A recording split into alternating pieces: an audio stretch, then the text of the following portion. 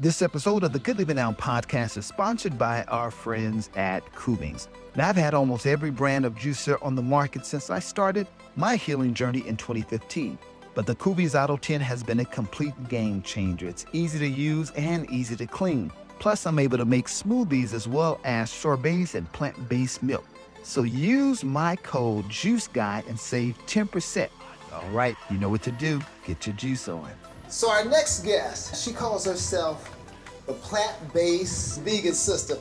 Come on up here with your bad self, Plant-Based Vegan Sistah. Come on up here.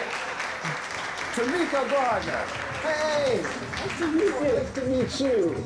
I wanted a person just to come on and talk about their vegan journey and why you start eating plant-based. What led you on this journey? I guess I'm going to refute everything that you said earlier about it running in the family, because that was why I did start.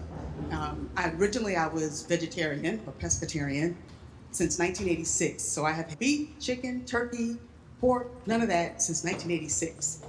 Somebody said, "Oh my." And there was no chicken. Now I have had seafood just because when I started in 86, there just were not a lot of options out there. So I was like, if I go out to eat, I can at least have some seafood. Right. But the main reason why I did become a plant-based vegan in 2016 was my family. I had gained a lot of weight, and my family does. Like my mom's pre-diabetic, my aunts and cousins were diabetic. There was high blood pressure, a lot of digestive cancers, and I said, well, let me be a little bit proactive. So before it hits me, let me go ahead and change the way I eat. And so I read this book called Plant-Based Life by Michaela Carlson, and she talked about eating just basically plant-based. So when I initially started as a vegan, I was a good vegan, where I was eating, I don't cook with white flours, white sugars. So I was making everything myself. I didn't really do a lot of the, what do you call them, the imitation meats.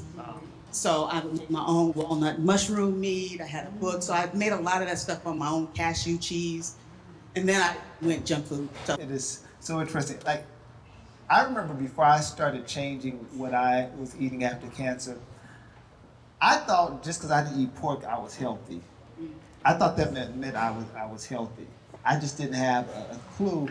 And one of the things I discovered after my whole cancer experience was it's not so much that the meat is bad, it's what they're putting in it.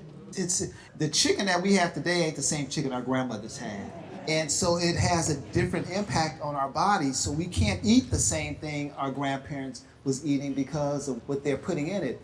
And one of the things I was so surprised to find is that a lot of the chemicals that are okay in this country are banned in other countries.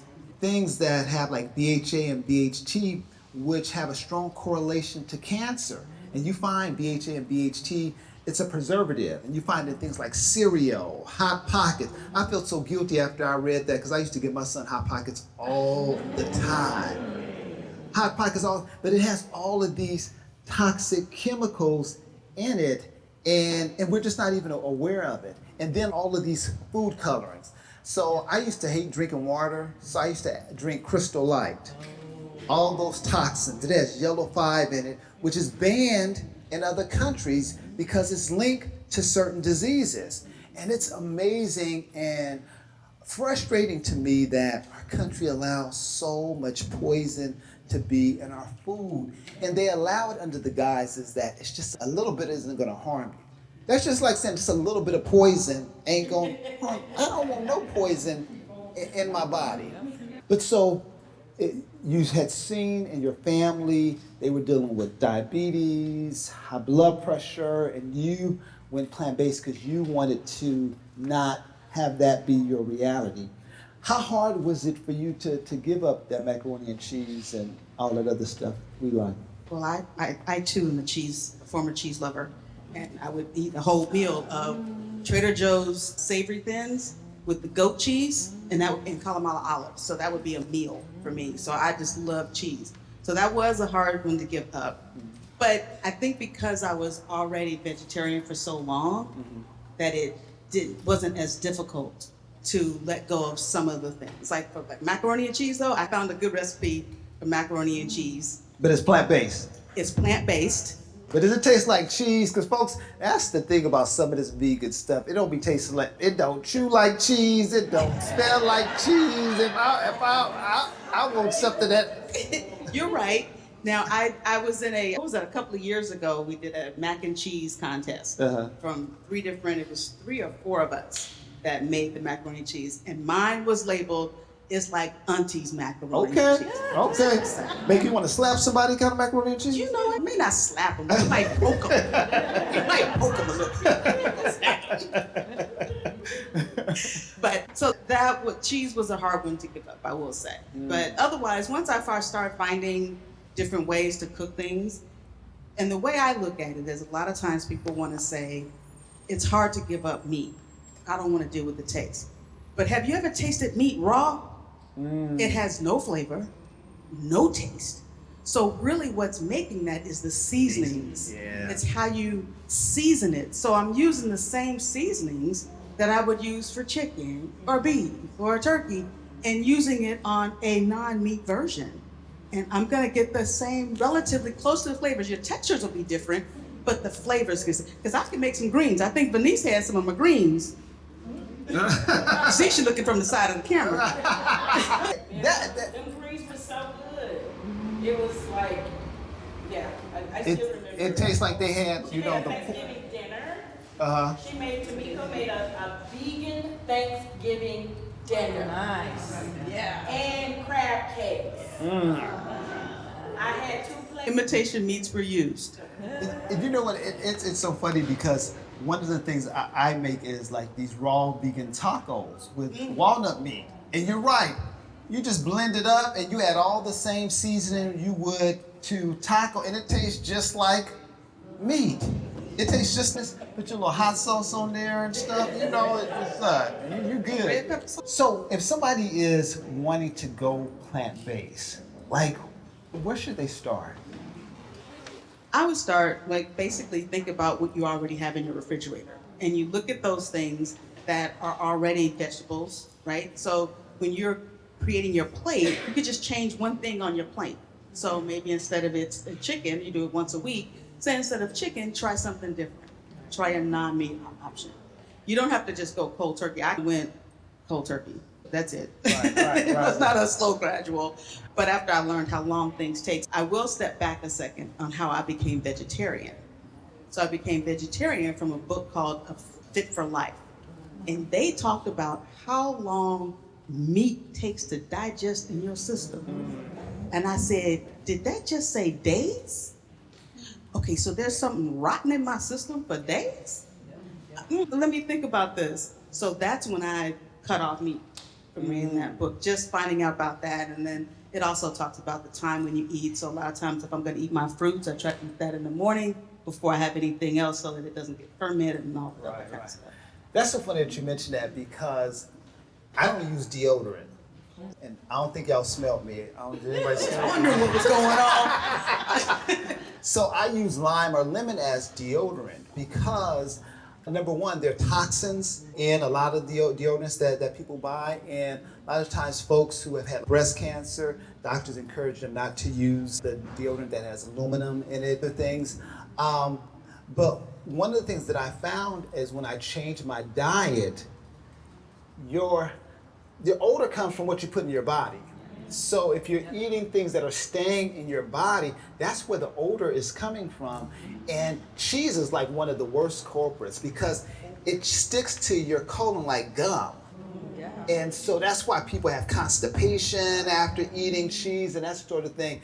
And so some studies say that the average person has between 5 and 15 pounds of unprocessed meat, unprocessed food in their system, because it's just sitting there.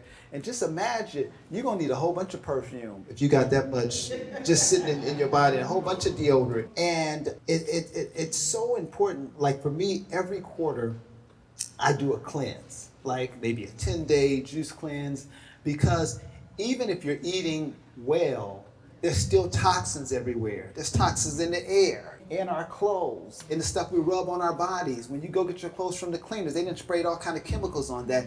And our body absorbs 60 to 70% of everything we put on it. people be tripping because I did a video on how I make my own laundry detergent. I'm like, I ain't playing.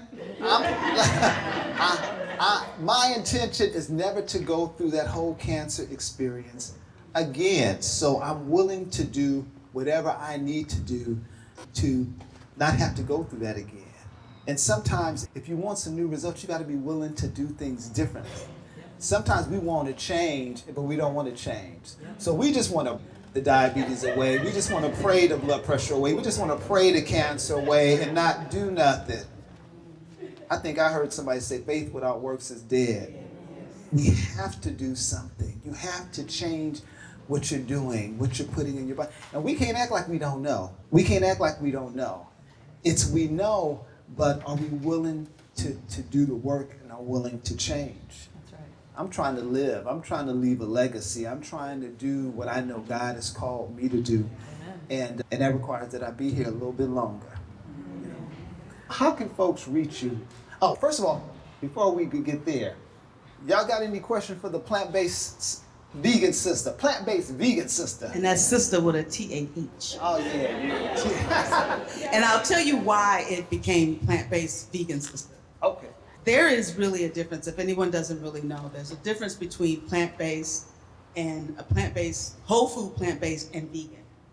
Oreo cookies are vegan. All the cooking. But it is not a whole food plant-based item.